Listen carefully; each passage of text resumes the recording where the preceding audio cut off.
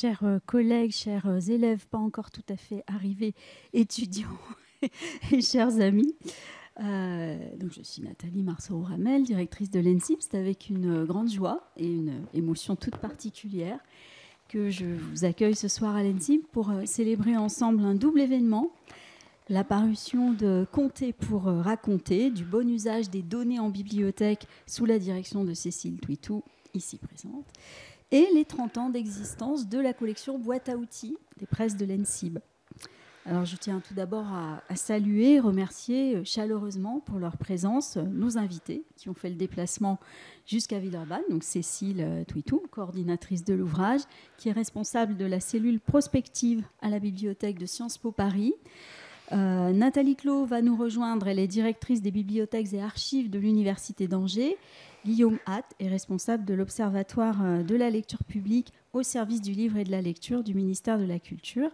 Et Émilie Liard est là également, élève conservatrice du DCB 34, qui va participer avec Florence Salanouve à l'animation de cette table ronde. Donc merci à toutes et à tous. Et puis merci à vous toutes et tous présents à l'ENSIB et à distance via notre chaîne YouTube. Alors 55 titres, 4 maquettes, plus de 1000 contributions de près de 850 contributeurs et contributrices différents. Certains ont été multi-contributeurs et contributrices. Ils ont récidivé pour cette collection.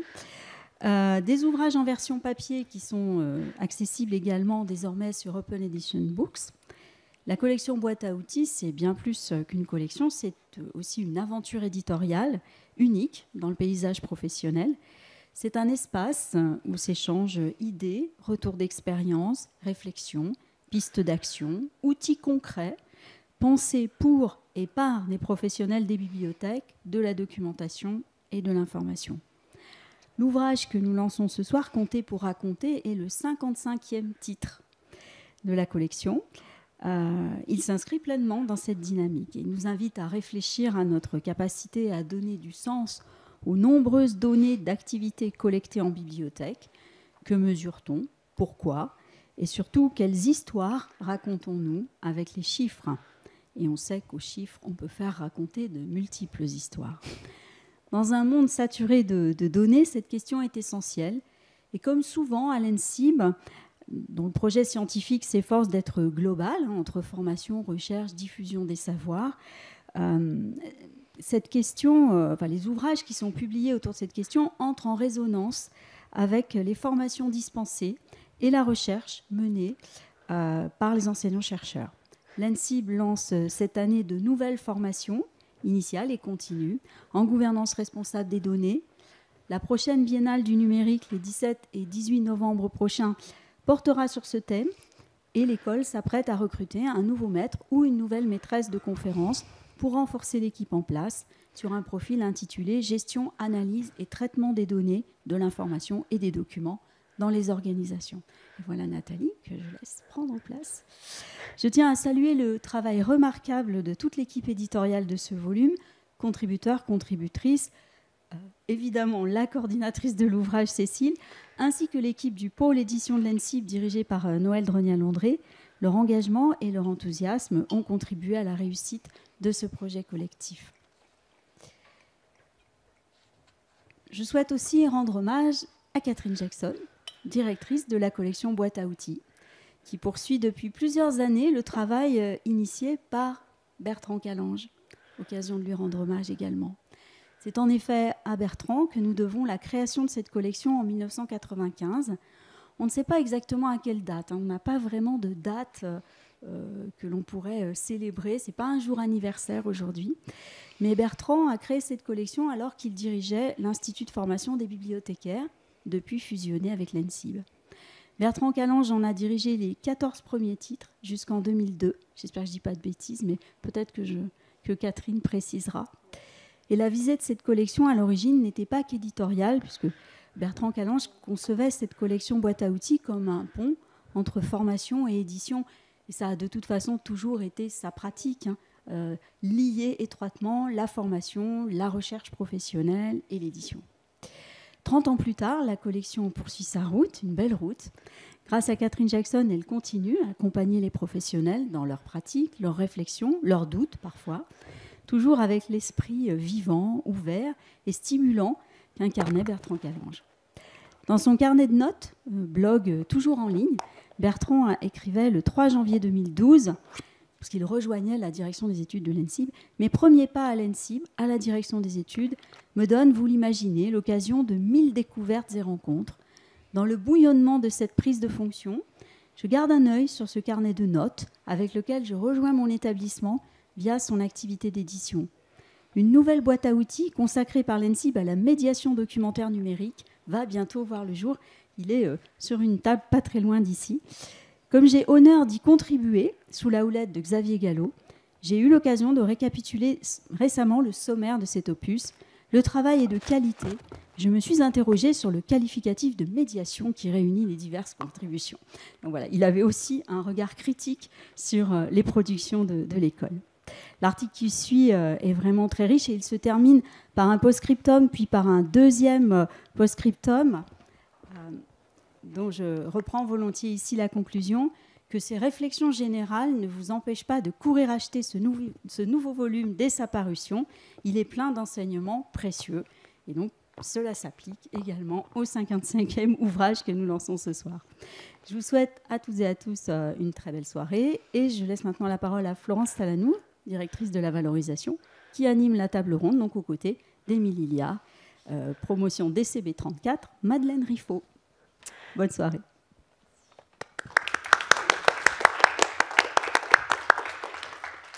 Merci beaucoup Nathalie et bonjour à toutes et à tous.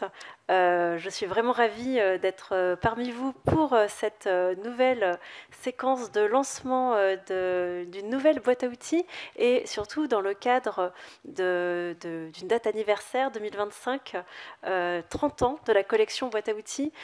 Une collection chère à mon cœur et pour laquelle j'ai participé en tant que coordinatrice pour la BAO 50. Et donc je remercie évidemment à ce titre Catherine Jackson de cette opportunité et je crois qu'on est vraiment nombreux à pouvoir lui témoigner de notre reconnaissance pour tout cet apport et les échanges qu'on a pu avoir sur l'ensemble des boîtes à outils. Alors aujourd'hui, la séquence va se dérouler en deux temps. Premier temps pour faire hommage à la collection boîte à outils et le deuxième temps consacré à la présentation de l'ouvrage « Compter pour raconter » du bon usage des données en bibliothèque. On va voir que compter, ce n'est pas seulement que additionner, ou supprimer, ou multiplier, c'est aussi raconter. Derrière la mesure de l'audience, les indicateurs, les statistiques qu'on connaît bien en bibliothèque, qu'on suit derrière la collecte des données, c'est la question de leur interprétation, la question de leur narration, de leur valeur, la stratégie derrière qui est posée, le pourquoi. Donc, dans un premier temps, avant d'entrer dans le vif du sujet sur la BAO 55, revenons sur l'histoire de cette collection boîte à outils. Et donc j'ai le plaisir de donner la parole à Catherine Jackson, qui est la directrice de la publication de cette collection, et Émilie Liard animera la séquence avec moi pour la deuxième partie. C'est les 30 ans, donc des hommages à nos auteurs, à nos autrices, 850 en tout à peu près, pour 1000 contributions. Donc on a ici des contributeurs, des contributistes qui sont multirécidivistes au sein de cette table. Je ne vais pas les... Oh, j'en perds mon oreillette, tellement c'est un compte difficile à tenir. Donc c'est une véritable collection qui éclaire, qui donne des éclaircissements à nos collègues, aux professionnels des bibliothèques, de la documentation. Et c'est une collection avec plusieurs maquettes que l'on peut voir depuis 1995 jusqu'à aujourd'hui. Et à partir de ces visuels, je voudrais te poser la première question, Catherine. Est-ce que tu pourrais nous donner, pour toi, des éléments essentiels, nous raconter l'aventure éditoriale de cette collection boîte à outils ?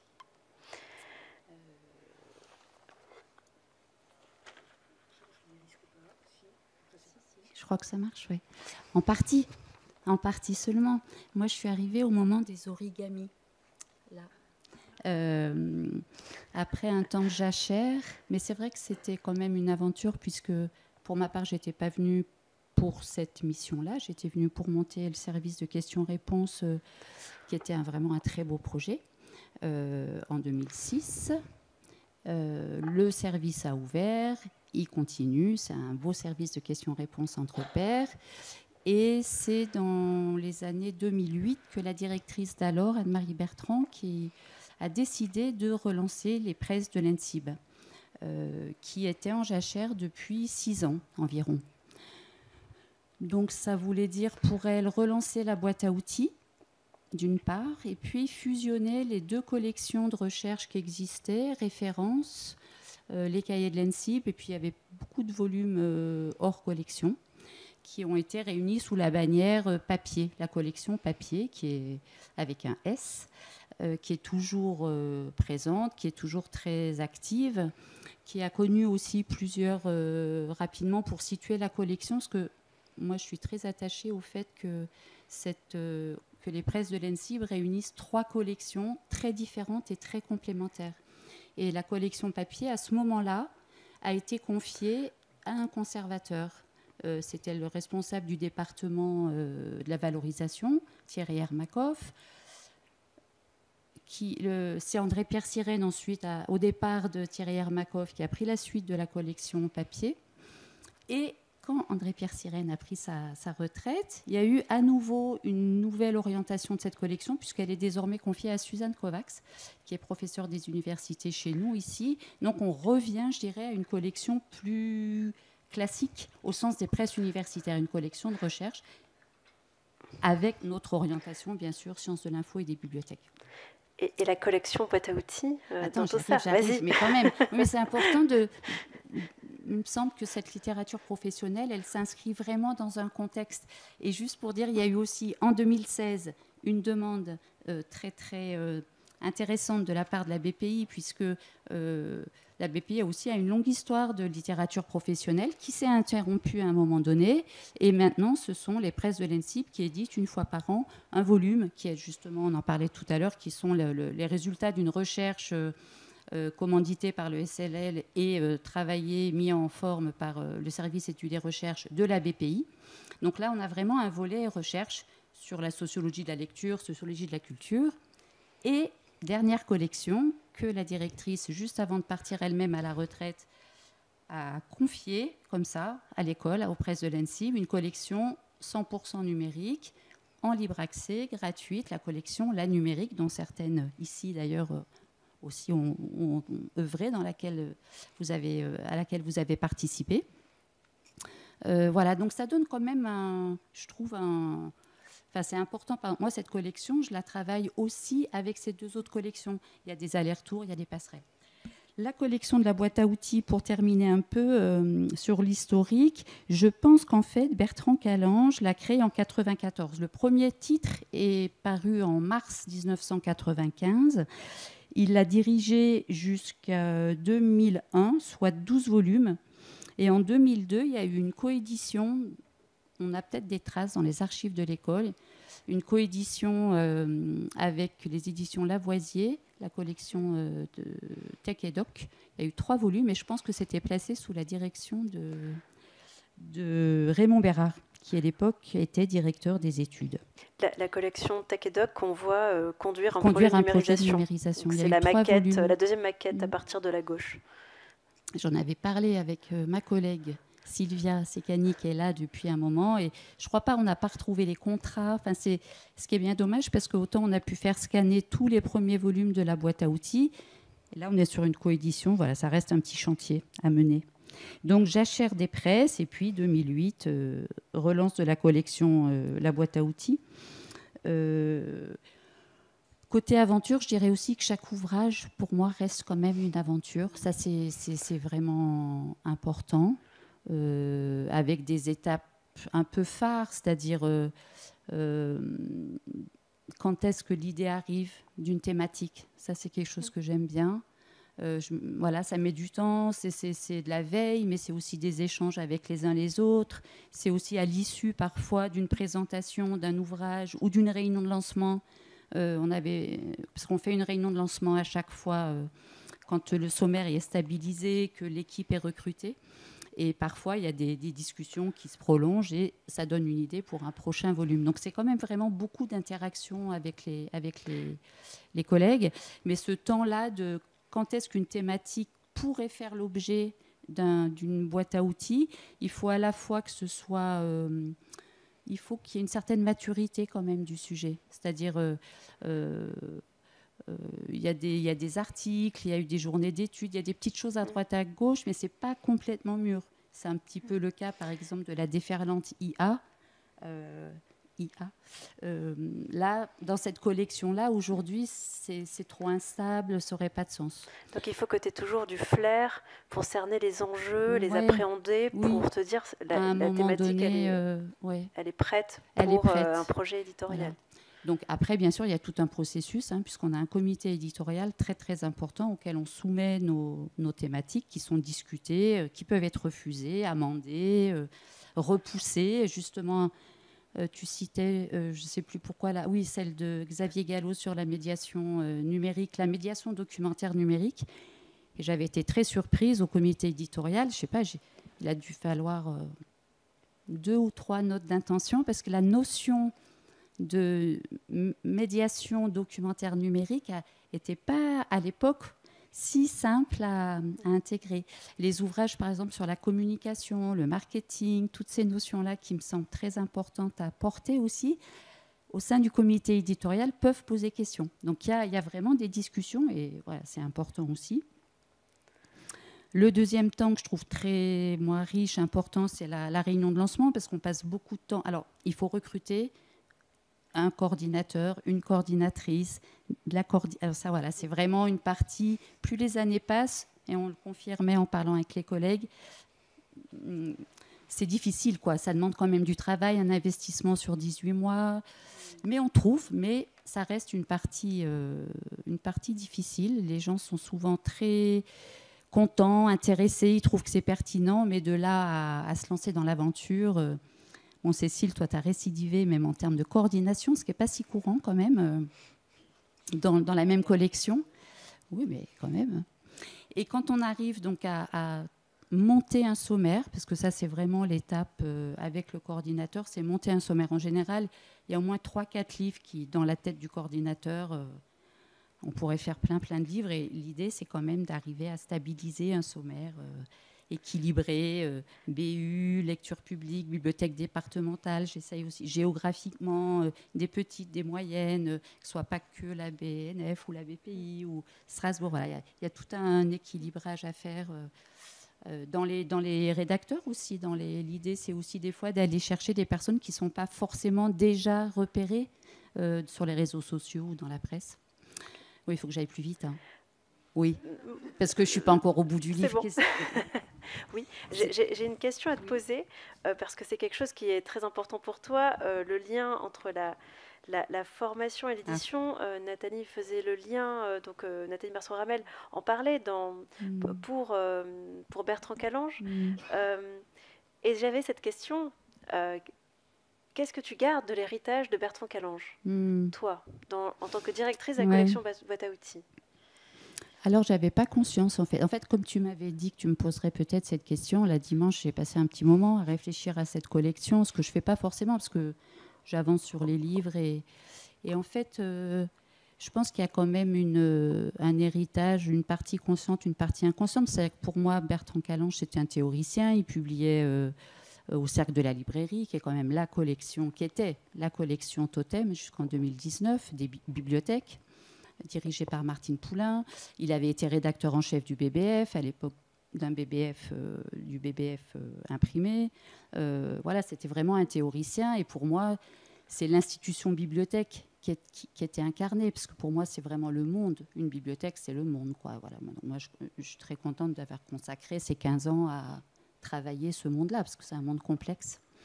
Donc c'est vraiment ça. Et puis la transmission, c'est-à-dire aussi porter le livre dans sa version ambitieuse, même si elle est en concurrence et qu'il y a bien sûr d'autres supports, d'autres apports et que la formation, elle passe par plein d'autres canaux. Mais le livre reste, j'aime bien cette idée, et ce n'est pas toujours facile à faire comprendre, plus maintenant que dans les années 2005-2010. À un moment, il faut s'arrêter. C'est-à-dire qu'un livre, à un moment, il s'arrête. Et alors, ça peut être frustrant, mais on y arrive quand même. Hein. C'est frustrant, mais on arrive à faire des objets, enfin, on tente de faire des objets les plus aboutis, qui ne soient pas une succession, bien évidemment, de contributions, mais qui peuvent se répondre, des contributions qui se répondent entre elles.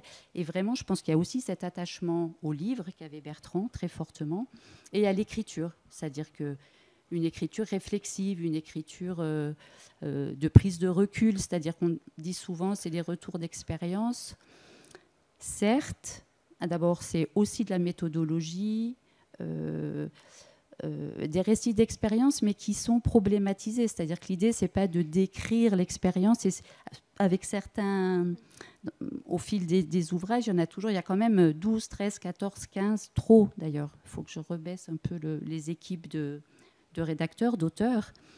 Et pour certains, parce qu'ils sont souvent passionnés, ils sont souvent sur leur projet, le projet n'a pas marché, ils l'ont relancé, donc tous les prolégomènes, ils aimeraient bien pouvoir raconter tout ça, mais ce n'est pas possible, parce qu'il faudrait 5 livres.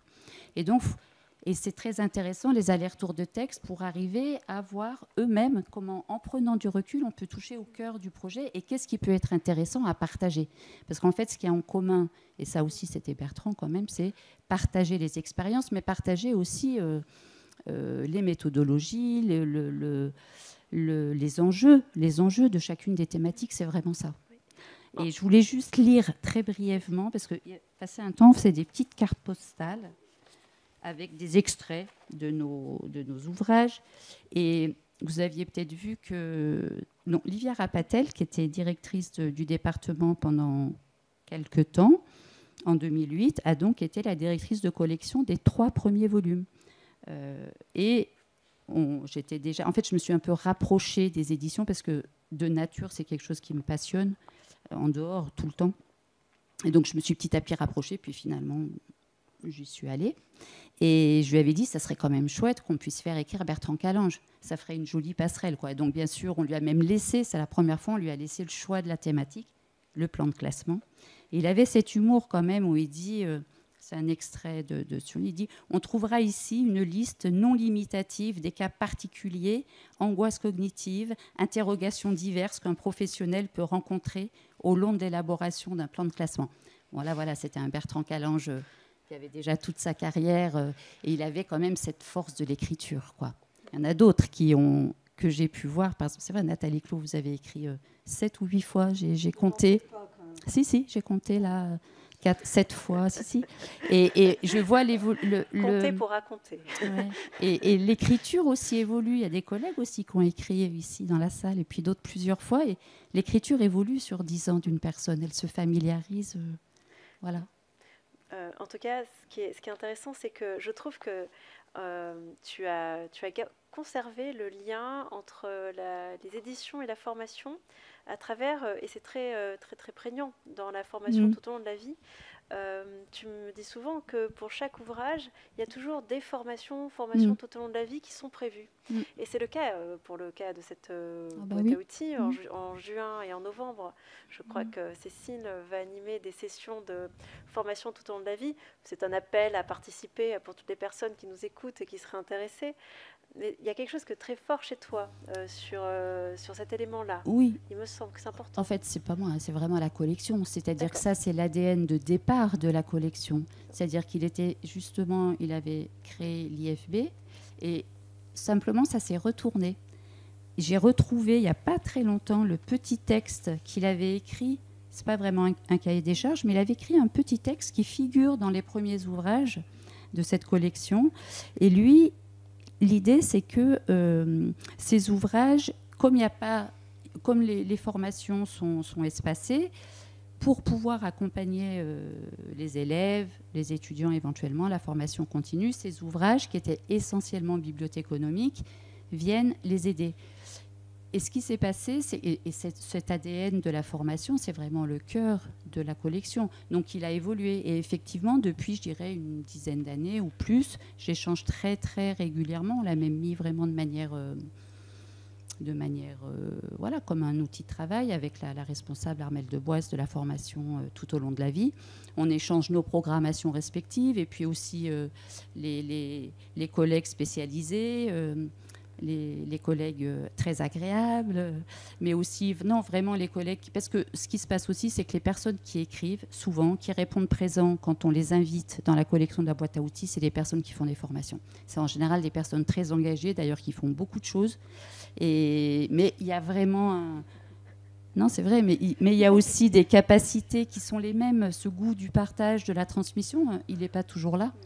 Et donc, on échange très régulièrement. Et c'est vrai que maintenant, c'est un peu l'inverse. Les boîtes à outils font l'objet, ça fait partie de leur rayonnement, je crois, quasi systématiquement. Je crois, j'ai regardé un peu un historique rapide.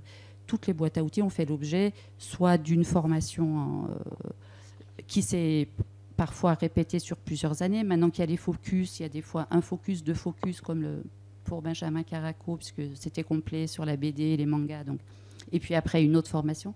Effectivement, ça, c'est vraiment très important. Et puis l'autre lien avec la formation, c'est l'école, parce que c'est quand même vraiment... Les presses de l'ENSIP, elles s'inscrivent vraiment à l'ENSIP. Donc pour moi, c'est un contexte qui est primordial. C'est, je pense, en fonction de ce qui se passe dans cette école, comment ça bouge, des publics, des jeunes entrants, et surtout de notre mine d'or, comme je dis, qui sont notre collection de mémoires. C'est-à-dire que le deuxième lien très fort avec la formation, ce sont les mémoires, master et conservateur,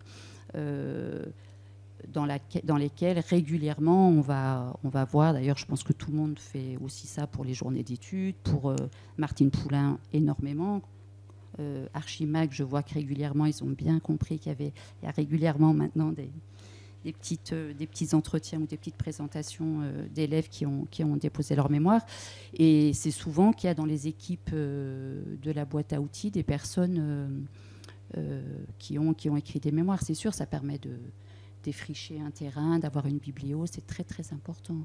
Il y a même parfois l'élève, et ça avait été le cas avec Emmanuel Payer et Blandine, je ne sais plus son nom de famille, qui avaient écrit toutes les deux 2 ans après le mémoire. En général, l'année qui suit, c'est un peu raide parce qu'ils prennent leur poste, donc j'attends souvent un peu après. Mais voilà, donc il y a vraiment beaucoup de circulation, oui. En tout cas, merci beaucoup. On fera d'autres événements sur la collection boîte à outils. Et je crois qu'on peut t'applaudir parce que pour le travail que tu fais, que tu accompagnes tous les professionnels, contributeurs et contributrices, c'est vraiment important de le signaler. Donc, je t'invite à rester sur le deuxième temps et de participer. Nous voilà entrés donc dans la deuxième étape de cette table ronde avec la présentation de l'ouvrage Compter pour raconter, 55e ouvrage de la collection boîte à outils. Tu disais, Cécile, tu es la coordinatrice de l'ouvrage, mesurer, évaluer, envisager, dévisager. Il sera question ce soir, puisque tu disais ça tout à l'heure sur LinkedIn, du regard que l'on porte sur les bibliothèques et des mots que l'on y brode. Donc c'est ce qu'on va explorer ensemble maintenant. Et avant de te donner la parole, parce que je vais te donner la parole, je voudrais vous présenter donc Émilie Liard, qui est une des premières lectrices de cet ouvrage, qui est élève conservatrice d'État des bibliothèques. On fait le lien entre édition et formation ici à l'ENSIB, c'est très important pour nous, et qui a été fortement intéressée pour participer à cette table ronde. J'ai posté en fait ce message auprès des élèves conservateurs. Ils avaient 24 heures pour se positionner. Émilie s'est positionnée tout de suite et je veux dire que je lui en suis fortement reconnaissante parce qu'elle a été une des premières lectrices de cet ouvrage et très intéressée par les enjeux traités. Alors peut-être Émilie, dites-nous pourquoi cet ouvrage était si important pour vous et comment il a été utile dans le cadre de votre parcours. Alors, première lectrice, je ne sais pas, mais première utilisatrice, peut-être, puisque l'ouvrage est paru au moment où nous faisions nos stages. J'étais en fait en stage en lecture publique et donc le livre est venu vraiment nourrir la mission que j'effectuais à ce moment-là et qui consistait à élaborer un tableau de bord de la lecture publique. Donc c'était pour moi très très précieux de pouvoir nourrir en fait ce travail-là. Donc je peux témoigner que c'est non seulement une boîte à outils mais une boîte à idées. Puisque je suis allée piocher. Alors, j'ai pris un tableau de Nathalie Clot que j'ai réutilisé, et puis d'autres éléments autour de l'open data, autour justement des méthodes de calcul. Enfin, j'ai pu vraiment piocher pas mal d'idées. Et puis, c'est aussi un ouvrage qui va pouvoir me servir pour mon retour en poste, en fait, en BU cette fois. Sur la documentation en ligne. Donc il y a vraiment beaucoup d'éléments, beaucoup d'exemples. C'est foisonnant et ça permet effectivement de raconter des histoires à partir de tous ces chiffres et puis d'apporter aussi une méthode sur les différentes étapes, des éléments de réflexion sur le recueil de données, la définition d'indicateurs, la conception de tableaux de bord. Donc je peux témoigner du caractère résolument pratique et accessible de cet ouvrage. Merci. Voilà, merci beaucoup Émilie pour ce premier retour sur la lecture de l'ouvrage. Vous ne l'avez pas encore lu, c'est tout à fait normal, c'est la présentation de l'ouvrage. Première question du coup à Cécile Twitou, que du coup nous avons ici, qui a coordonné l'ouvrage. Pourquoi ça compte autant pour toi cette évaluation et compter pour raconter d'où est venue cette idée de coordination d'ouvrage? Donc en 2020, j'ai eu l'occasion de coordonner un ouvrage aux éditions de la Numérique qui évoquait la crise que connaissent les bibliothèques britanniques depuis de nombreuses années. Donc le sous-titre était Autopsie d'années de crise. Et j'ai pu constater, donc l'idée de la Numérique, c'est vraiment de travailler un corpus numérique. Et donc là, on avait réuni un grand nombre d'articles, d'interventions, tout ça qui se retrouvait soit sur le Guardian, soit sur Internet, sur des blogs, etc. Et on avait réuni ce corpus. Et aussi beaucoup de littérature gouvernementale, de commentaires et de débats à la Chambre des communes sur faut-il ou pas financer les bibliothèques. Et on voyait que l'usage des indicateurs qui étaient faits soit par le gouvernement néolibéral de James Cameron en 2010, soit par les défenseurs de la lecture publique, associations, auteurs, étaient complètement différents. Et donc il y avait vraiment l'opposition de deux narratifs, comme on dit, deux manières de se saisir de ces données d'activité pour les gestionnaires qui regardaient le porte-monnaie versus des indicateurs d'impact de la part des directeurs de bibliothèques, des associations, etc. Et c'est deux manières en fait de lire les bibliothèques qui opposent de façon assez manichéenne l'activité à l'impact, mais on voyait qu'au bout du compte, faire parler les données d'une façon ou d'une autre est complètement politique, c'est évident, mais permet de raconter deux histoires de la bibliothèque.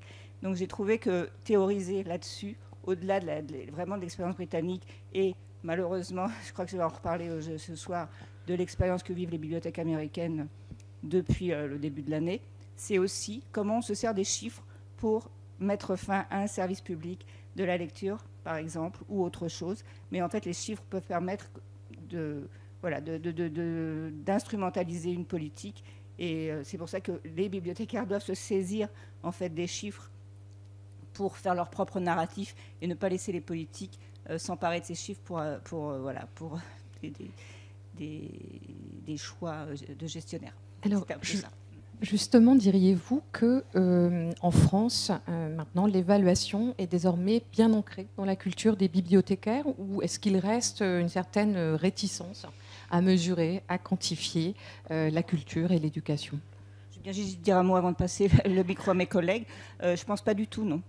Moi aussi, je suis en fin de carrière et j'ai connu des grands établissements, des bibliothèques universitaires et comme consultante beaucoup de réseaux de lecture publique dans les années 2000 à 2010, et je crois que non, il y a un grand chemin à faire. L'évaluation a une mauvaise réputation, je crois, toujours, et qu'il y a un gros travail, je trouve, justement d'appropriation de qu'est-ce que l'évaluation, à quoi elle sert, et comment on peut s'en saisir pour non pas à faire de la normalisation descendant, de cadrer peut-être à des enquêtes nationales, que ce soit en lecture publique ou en bibliothèque universitaire, mais d'avoir un reflet, de porter un miroir sur notre activité, notre performance et notre impact.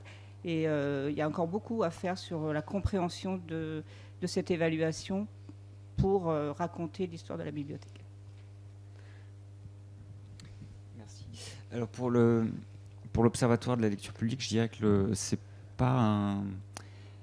plus un gros mot comme ça a pu être. C'est quelque chose qui est bien ancré, puisque sinon on n'aurait pas autant de réponses à l'enquête annuelle, qui certes est une obligation, mais on n'a pas de moyens de coercition si elle n'est pas remplie. Voilà. On a quand même des très beaux tons de réponse à l'enquête qui est très fastidieuse dans les bibliothèques de lecture publique. Et c'est souvent avec les moyens du bord, c'est certain. C'est souvent compliqué. Les grands réseaux nous le rappellent régulièrement. C'est compliqué aussi pour les toutes petites bibliothèques. Les bénévoles n'ont pas du tout la culture de l'évaluation, ça c'est certain. Ils considèrent que c'est pas leur métier, c'est pas leur plus-value. Mais malgré ça, on dira quand même que oui, si 85% des bibliothèques répondent, c'est que c'est important pour elles. Je dirais que c'est aussi facilité par tout ce qui a pu être fait autour de la politique documentaire depuis très longtemps, où les statistiques sont rentrées dans les choix des collections. Là, on ajoute des questions. Donc on ajoute des questions sur des choses qui ne touchent pas les documents, mais finalement, c'est la même collecte, c'est la même production de données. Moi, le révélateur que je vois, c'est quand même l'engagement aussi des bibliothèques, en particulier départementales, sur l'évaluation, qui sont très, très, très actives, qui forment, qui collectent, qui développent tous les outils, qui développent des outils d'évaluation, de visualisation. Voilà, donc c'est quelque chose qu'il faut, là je prends la suite de ce que disait Cécile, c'est quelque chose qu'il faut maintenir à l'avenir, parce que l'état des finances publiques fait que c'est toujours des postes qui peuvent être menacés, mais c'est quelque chose qui est dans tous les organigrammes des bibliothèques départementales aujourd'hui, l'évaluation. Donc je pense que c'est un signe quand même assez révélateur.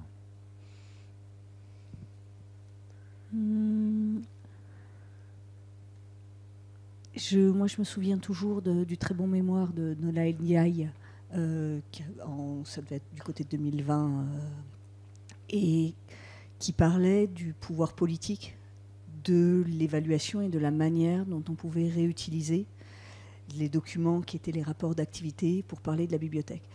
Moi, pendant longtemps, j'ai fait des beaux rapports d'activité. J'avais adoré, quand j'étais arrivée à Angers, les rapports d'activité faits par Olivier Tachot, qui m'avaient permis quasiment... En fait, je rêvais d'aller travailler dans cette bibliothèque parce que je lisais les rapports d'activité de cette bibliothèque, qu'il était le premier à diffuser en ligne. Donc, c'est quelque chose qui m'attirait beaucoup.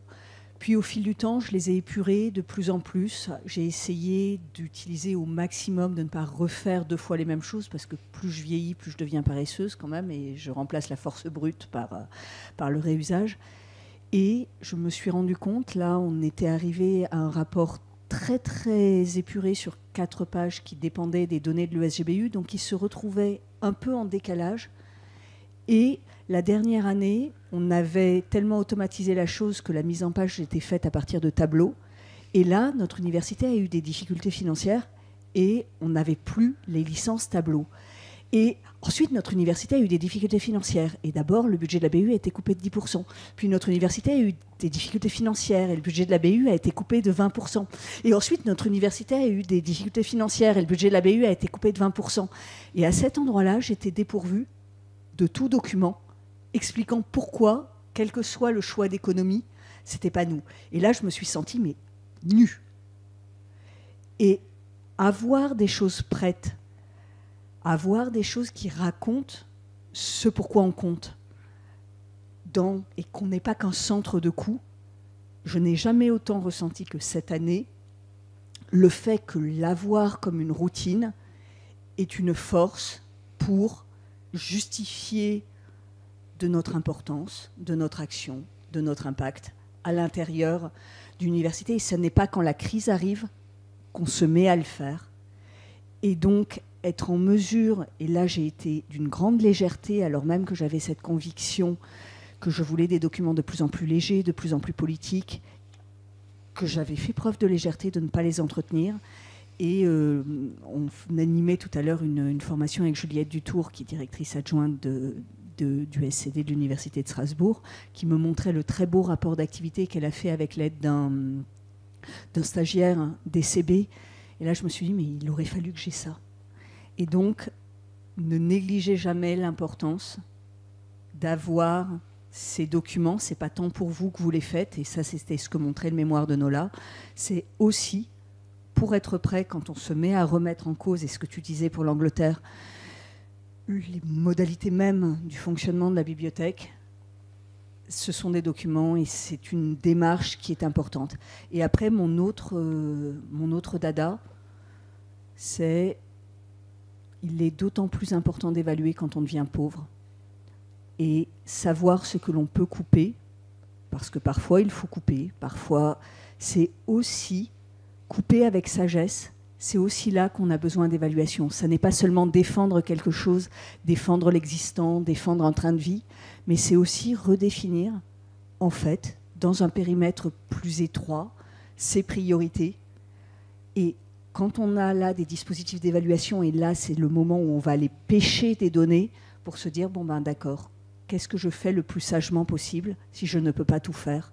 Et à cet endroit-là, ce n'est pas du tout le même discours, ce n'est pas du tout le même usage, mais c'est celui du faire avec ce qui s'impose à nous, de manière à éclairer des décisions pour qu'elles soient les moins mauvaises possibles et qu'on continue d'essayer de faire le plus possible pour le plus grand nombre, parce qu'on sait où sont ces choses qui servent le plus au plus grand nombre. C'est très fort, le témoignage qui est fait, que tu fais, Nathalie, sur l'importance des chiffres, l'importance de le prendre pas comme une simple collecte, mais d'en faire un récit.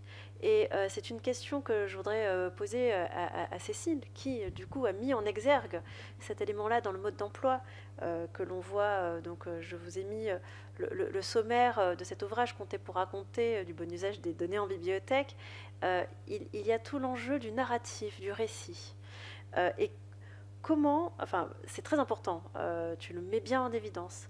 Et comment le dépasser, cette simple collecte de chiffres? C'est exactement ce que vient de dire Nathalie. Effectivement, on collecte des données. Donc, pour moi, ce n'est pas vraiment de l'évaluation à ce niveau-là. Ça va être de la mesure. En fait, on mesure son activité.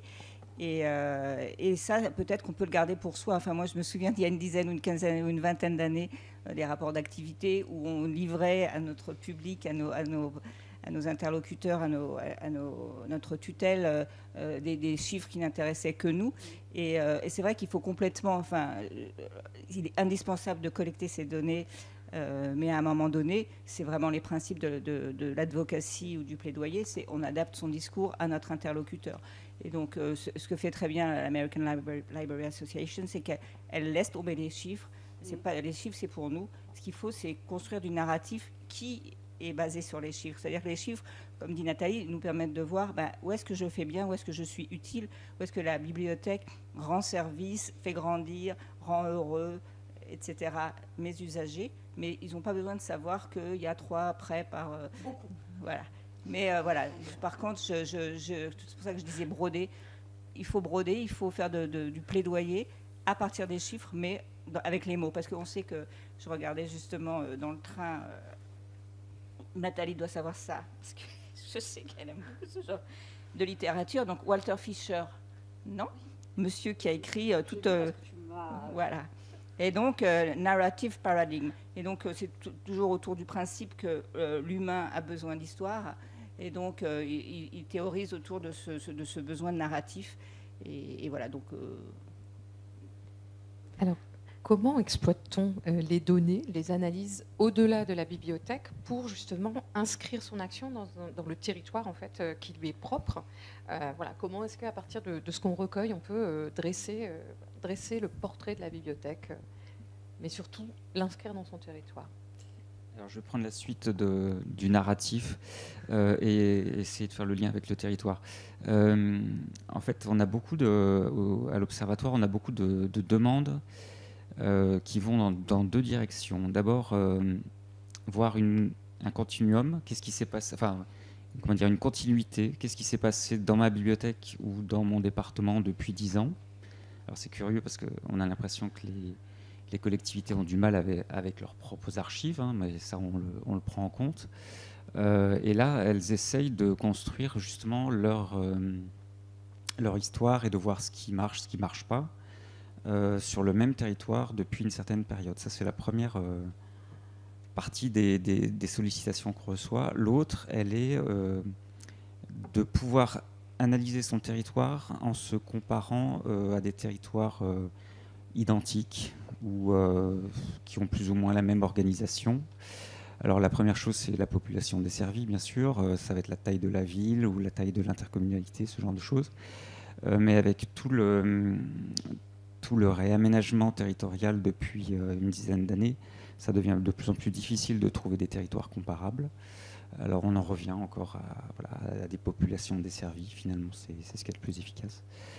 Et à partir de là, on va se retrouver à devoir produire des indicateurs à partir de données brutes collectées et surtout arriver à les faire parler. D'abord pour des professionnels, en sachant que ça va être réutilisé ensuite pour les plaidoyers, pour l'aménagement du territoire. Donc on construit des comparaisons sur des tranches de population desservies, des choses comme ça. Donc c'est une façon d'utiliser la collecte des données brutes pour raconter ce qui se passe dans le temps, si possible, sur le territoire. Et moi, je ne dirai jamais assez ma reconnaissance à la fois pour l'Observatoire de la lecture publique, mais que j'utilise relativement peu, mais que j'utilise quand même pour un certain nombre de choses, pour comprendre comment la BU s'inscrit dans le territoire, mais surtout pour le travail remarquable des équipes du ministère sur le SGBU. À un moment donné, en 2013, les données, ça s'appelait Azibu avant, et avaient disparu. Et il y a eu une grande traversée du désert de 2013 à 2020 où on remplissait des données tous les ans dans un tonneau et on ne voyait plus nos données, on les perdait. Et qu'en 2021, toutes les données qu'on avait mises depuis 2013 ont réapparu.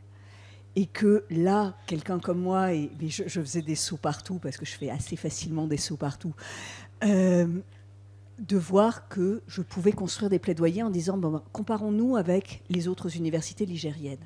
Regardons, donc là en ce moment, j'ai fait une note pour l'IGESR pour alerter la gouvernance en disant regardez, nous avons 50% de consultation de documentation électronique en plus de la moyenne nationale. Nous avons X% d'horaires d'ouverture en plus. Et que j'arrive à sortir ces chiffres-là, mais en moins d'une heure, parce que je suis une petite chose sautante très compétente. Mais je pense, vous pouvez peut-être témoigner, les DCB 34, c'est pas si méchant en fait. On sue un peu au départ, mais ensuite on a sous la main de quoi raconter l'histoire de son établissement en comparaison avec les autres. Alors quand en plus on est un établissement méga fauché comme le mien, alors après il le sait l'établissement qu'il est fauché, mais qu'à un moment donné on lui dit qu'il est déjà en train de faire des saignées sur un être déjà un peu exsangue, mine de rien, là j'ai commencé le conseil de gestion de la structure qui m'est confiée, avec ce truc en disant, voilà, en 2023, où on était encore plutôt confort avant les moins 10, moins 20, on était dans les 10 derniers, hein, dans tous les indicateurs de coût, et on était dans les 5 premiers dans tous les indicateurs d'efficacité. Donc, clairement, on était déjà efficient. Il y a quelque chose qui est en train de se jouer sur aller taper dans l'efficience. Et disposer de ces indicateurs territoriaux, et de cette possibilité de comparaison, là, les données ouvertes, c'est quelque chose d'absolument énorme sur la capacité à construire un narratif qui n'est pas autocentré, mais qui est comparatif. Juste pour élargir encore plus cette perspective, je voulais juste saluer le travail de la commission d'évaluation de la DBU avec un prestataire, voilà, sur les indicateurs des BU, indicateurs européens, qui permet vraiment de comparer, pas toujours à l'avantage de la France malheureusement, mais il y a un historique effectivement. On ne devient pas une BU en 2 ans, donc il y a des centaines, quelquefois, années d'historique de constitution de collections, d'espaces, etc. Et c'est vraiment intéressant de se comparer à nos partenaires européens au sens large, puisqu'il y a même les Québécois qui sont dans la dernière version. Donc on voit bien l'enjeu de prendre les chiffres et de se comparer, parce que c'est ça un élément qui est important, c'est les points de comparaison pour voir comment on s'inscrit, comment ensuite on va construire le récit, pour voir comment on se positionne. Moi je me disais, parmi les différents indicateurs que l'on a, on a la profusion, on pourrait en choisir des milliers, mais en fait, en réalité, pour construire un récit, est-ce qu'il en faut 1000 ou est-ce qu'il en faut 3 ? Et la question, du coup, elle est un peu biaisée parce que je me pose la question, si on ne doit en garder que 3, lesquels garder ? Peut-être que ma question, elle n'est pas assez suffisante, parce qu'il en faut beaucoup plus. Moi, je trouve qu'en BU, et d'ailleurs j'avais l'occasion d'approfondir un peu cette question, l'indicateur du temps de séjour est hyper important. Parce qu'on sait que voilà, le temps de séjour, si on l'observe en plus de façon diachronique, a vraiment augmenté, et que la bibliothèque comme lieu est vraiment quelque chose qui atteste de la mutation des bibliothèques universitaires. Et alors on en a discuté avec Guillaume. Moi, un petit indicateur que j'aime beaucoup pour les DCB le savent, on a travaillé là-dessus, que j'ai découvert dans le rapport de l'OG...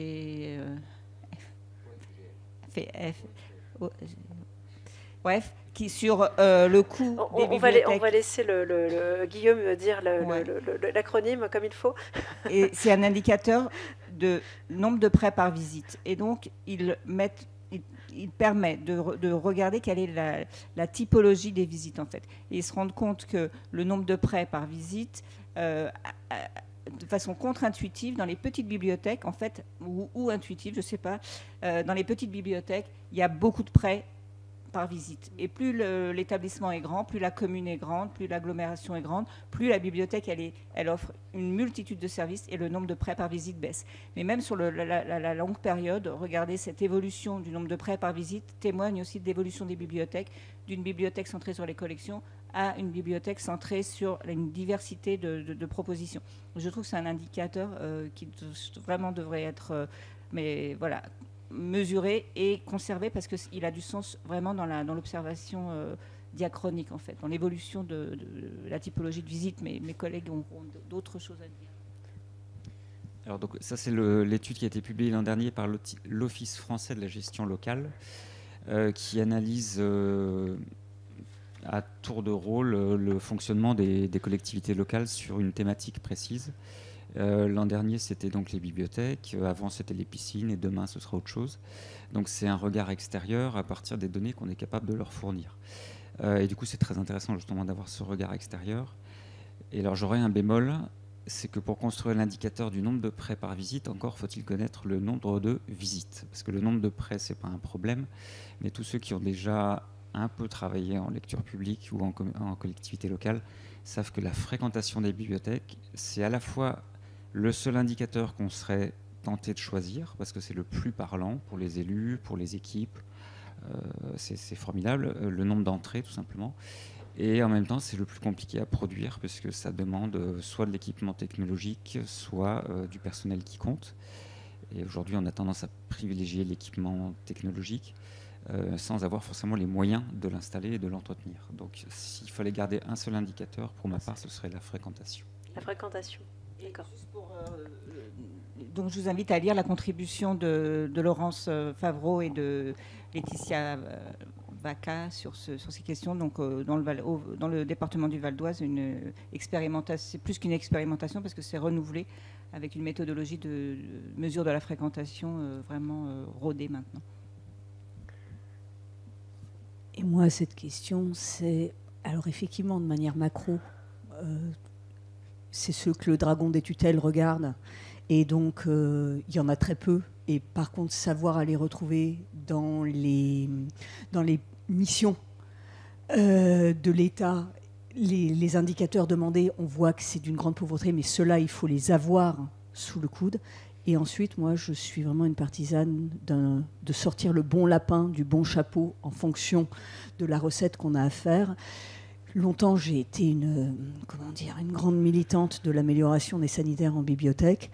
J'ai pu construire des indicateurs de nombre de kilomètres de PQ dépensés en bibliothèque universitaire. C'est-à-dire que tu cherches aussi des choses qui peuvent être un peu provoques, mais qui marquent l'imagination et qui se mettent au service de ton propos. C'est-à-dire que tu mets un gros chiffre, peu importe en fait quel est le gros chiffre, mais je me souviens encore de cette présentation du Paris-Stockholm en rouleau de PQ. Ça n'a aucune espèce d'importance en soi.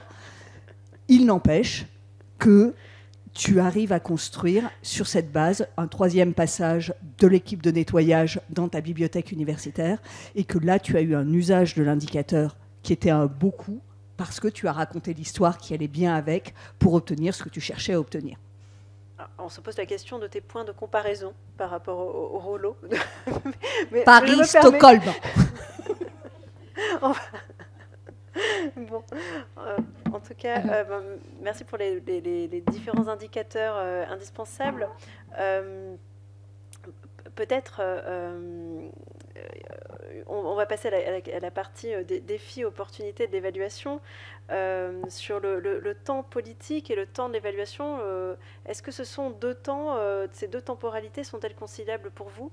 C'est peut-être une question pour le service du livre et de la lecture. Comment vous positionnez-vous au niveau du ministère de la Culture sur le temps politique et le temps que vous demandez ensuite aux différentes bibliothèques pour avoir des éléments pour les collecter et pour les évaluer ensuite pour vous? Alors, on leur demande beaucoup de temps, parce que c'est une enquête qui est ouverte pendant 5 mois, enfin entre 4 et 5 mois chaque année, qui est compliquée, quelle que soit l'échelle de la bibliothèque.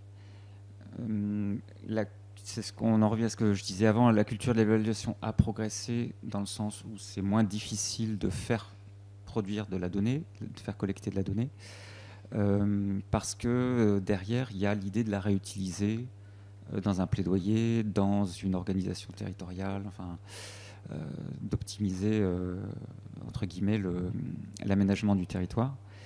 Et là, ce qui va être utile pour le temps politique, je pense, c'est la continuité, la stabilité de l'enquête. Alors là, je parle que de l'Observatoire de la lecture publique, mais ça pourrait être pareil, je pense, pour les SGBU. Hein. C'est d'avoir les mêmes questions depuis 50 ans, presque. Enfin, moi, je découvre encore des données de 2001 qui sont les mêmes qu'aujourd'hui, sauf que le périmètre n'est pas le même, simplement, mais c'est la même question qui est posée à certaines bibliothèques depuis les années 90, informatisées depuis de cette période-là. Personne ne l'exploite aussi loin, mais souvent c'est 5 ou 10 ans qui permettent de décider à quel endroit il serait peut-être judicieux de construire ou de rénover une bibliothèque. Donc je pense que c'est là que les deux temps se rejoignent. Est-ce que vous souhaitez compléter la réponse sur cet élément? Alors, on voulait vous proposer aussi de raconter, en fait, justement. Pourriez-vous raconter une histoire, une expérience ou un projet où les chiffres ont été déterminants dans une prise de décision? J'ai usé mon papier toilette. L'histoire est déjà là. Oui, j'en ai une autre que je raconte souvent. Alors désolé si certains d'entre vous l'ont déjà entendue, peut-être les DCB.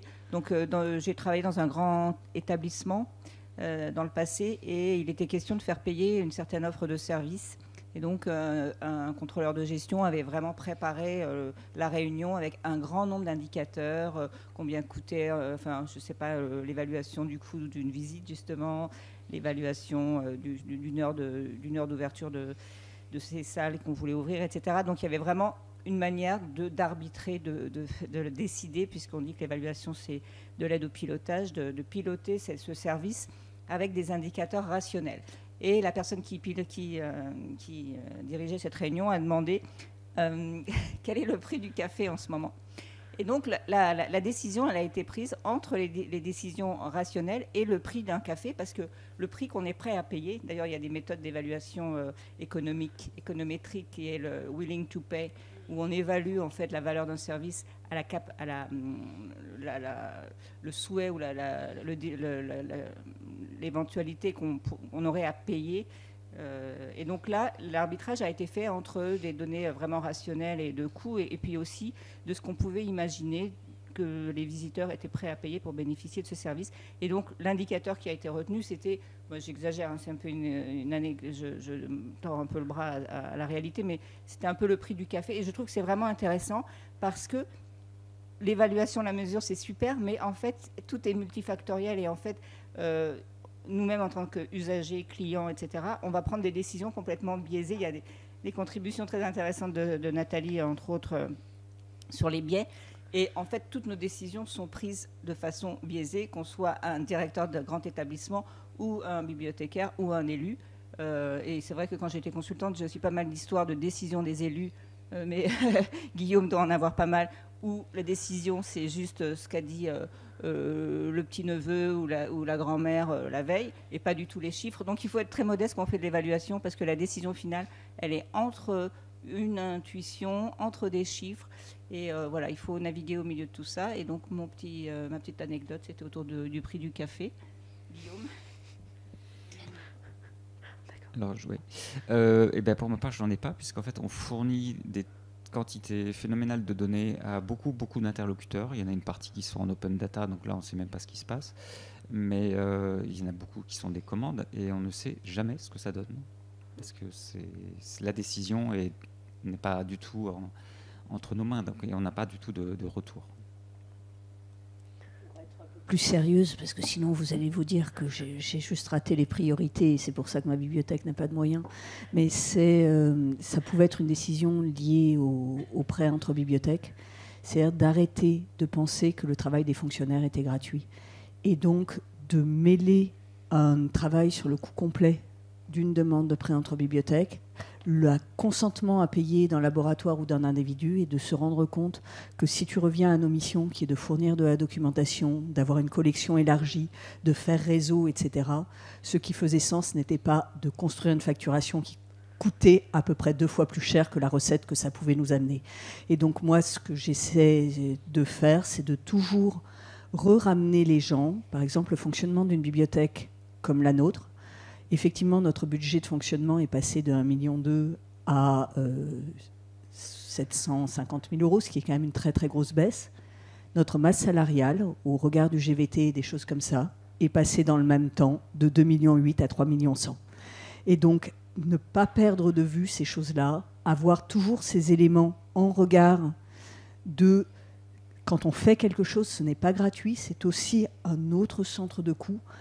Ça permet parfois de prendre des décisions où l'on recentre au fait pourquoi on fait ça. C'est pas parce que c'est pas cher à avoir des recettes, des choses comme ça. Peut-être que c'est la mission d'une bibliothèque de faire en sorte que les gens aient les documents dont ils ont besoin pour faire leur travail. Et vouloir facturer aux gens alors même que ça nous coûte, ça aide à prendre une décision qui fait sens. Vos histoires l'illustrent et tous les auteurs s'accordent à le dire dans l'ouvrage. L'évaluation est une aide à la décision, mais elle ne fait pas la décision. Or, il est question, donc il y a l'expérience aussi, et vous en parliez pour justement l'Observatoire du livre et de la lecture. On publie des chiffres, des jeux de données en open data. On propose des jeux de données qui nous échappent alors et qui vont être exploités sans l'appareil critique que nous, bibliothécaires, pouvons éventuellement fournir. Est-ce qu'il faut, dans ce cas, est-ce qu'il faut s'en prémunir, et si oui, comment, en fait, d'interprétation Alors, historiquement, je suis un très grand partisan de l'open data, et ces derniers temps, je deviens beaucoup plus prudent. Et si vous regardez ce qui se passe en France déjà, et puis ailleurs dans le monde, la position d'Open Data France, par exemple, a évolué. Les consultants sur ces questions aussi commencent à conseiller la plus grande prudence. Donc, À l'Observatoire du livre et de la lecture, on devrait publier prochainement une très grande partie des données de l'enquête en open data. Mais on va y aller progressivement parce qu'il y a des données qui sont plus sensibles que d'autres, les données budgétaires, les données des ressources humaines, des choses comme ça. C'est difficile c'est facile de donner un très gros chiffre. Bon, ça c'est voilà, on peut dire combien ça coûte les bibliothèques en France. C'est une question parlementaire, donc nous y répondons. C'est plus délicat de dire combien ça coûte dans telle commune ou dans telle intercommunalité. Parce qu'on ne sait pas comment ça va être réutilisé, pour ou contre. Voilà. Quel va être l'argumentaire qui va être construit à partir de ces chiffres. Et je trouve que c'est aussi important pour se prémunir effectivement d'éventuelles utilisations erronées, sans forcément qu'il y ait une intention de malveillance, mais donner des données d'activité à des gens qui ne connaissent pas l'activité des bibliothèques. C'est un peu ce qu'a fait le gouvernement de Cameron quand ils ont décidé de fermer, parce qu'ils n'ont utilisé que ce qui leur parlait, c'est-à-dire qu'ils pensaient que seul le prêt parlait de la bibliothèque. Or, il y a énormément de choses qui se passent dans une bibliothèque qui ne sont pas comptables. Et c'est ce que dit vraiment le bouquin, c'est que tout ce qui compte n'est pas forcément comptable.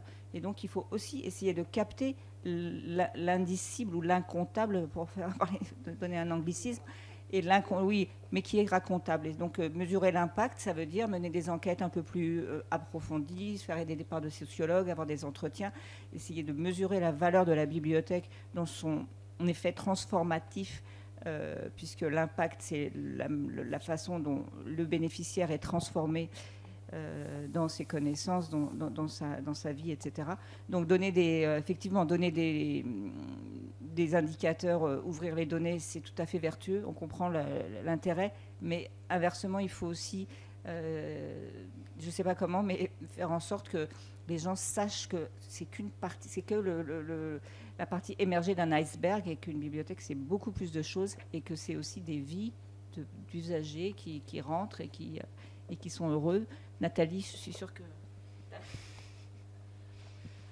Non, je regarde Marie-Françoise et d'autres, mais pour moi, ça pose aussi vraiment des questions très importantes de littératie citoyenne.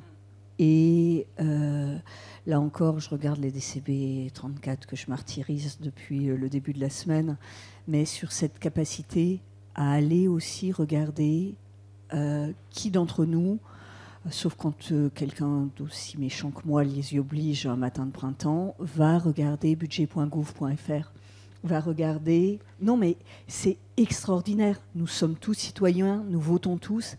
Et pour moi, il y a quelque chose d'extrêmement important de réenvironner les données, et quand elles... Et je ne sais pas comment dire, mais d'apprendre assez tôt à leur donner sens, etc. Et en tant que citoyenne, je suis enivrée du fait d'avoir autant d'informations à disposition, navrée de me rendre compte que ça n'amène pas une plus grande prise de conscience citoyenne, des débats de meilleure qualité.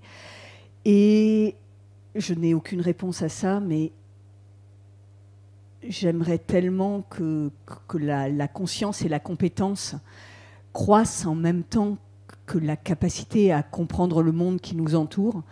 Et je me dis que c'est aussi un élément en bibliothèque, c'est pas tant nos données, mais que notre capacité aussi à être des acteurs pleins et entiers d'une littératie citoyenne de la donnée. Et c'est un des aspects qui n'est pas forcément dans le livre, mais que le livre nous permet, à travers nos propres indicateurs, de vraiment devenir des acteurs, parce que si on est très faible là-dessus, la société ne va pas s'améliorer, parce qu'on est censé être les professionnels de l'information. Donc c'est un peu confus ce que je viens de dire, mais il y a une importance à ça, que nos données, elles prennent sens, parce qu'il y a des tas d'autres données aussi, et qu'on peut aider toutes ces données à prendre sens. Non, c'est simplement pour compléter avec ce que tu écris, d'ailleurs dans ta contribution, c'est que un des biais les plus détestables, en fait, c'est le biais de confirmation. C'est-à-dire que des gens qui ne connaissent pas l'activité des bibliothèques vont aller chercher l'indicateur qui vont confirmer leurs préjugés, en fait. Et leurs préjugés, c'est peut-être que la bibliothèque, c'est un endroit où les classes vont pour emprunter. Et donc, ils vont regarder l'indicateur de près. Et l'indicateur de près, il dégringole, etc. Et du coup, ces données qu'on ouvre, finalement, c'est presque des bâtons enfin, ça peut... C'est-à-dire qu'il faut vraiment se prémunir, et quand on analyse des chiffres comme ça, sans ce que vous dites, hein, sans contextualisation, ça ouvre la porte à tous ces biais d'interprétation qui sont énormes, et même nous pouvons nous en prémunir avec difficulté. Donc c'est vraiment effectivement un accompagnement, une acculturation à ces questions, et qui est un travail de longue haleine.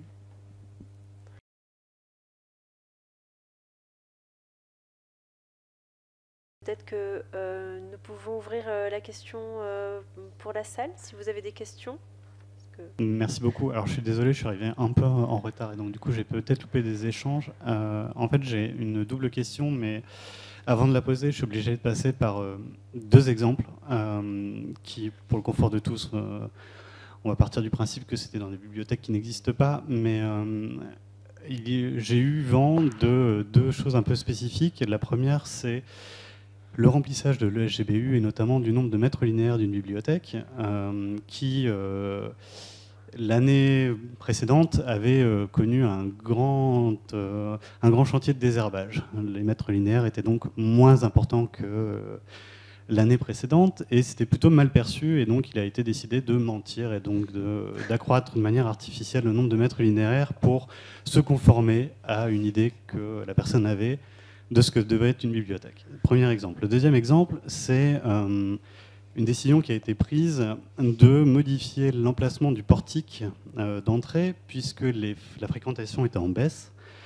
Et la question se posait de comment est-ce qu'on fait pour changer ça. C'était vraiment très mal perçu. Donc on a changé le portique pour le mettre entre les toilettes et la salle de lecture. Ça a augmenté naturellement le nombre de passages, mais au bout de quelques années, c'est devenu insuffisant.